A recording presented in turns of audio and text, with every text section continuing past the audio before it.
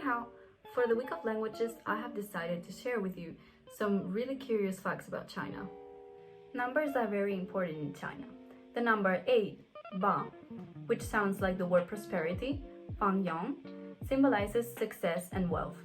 The opening ceremony of the Beijing Olympics began on August 8, 2008 at 8:88 p.m.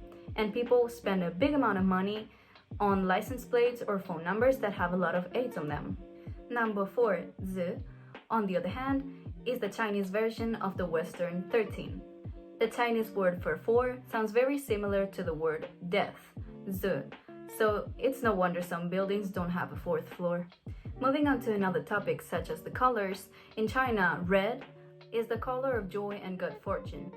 Newlyweds often receive gifts with red envelopes and wrappings, as during the Chinese New Year. And then yellow is associated with royalty and freedom from worldly concerns. And finally, in terms of eating, do not use your hand to eat at any time. Instead, use your chopsticks to eat. Avoid leaving your chopsticks on the plate if you want to take a break.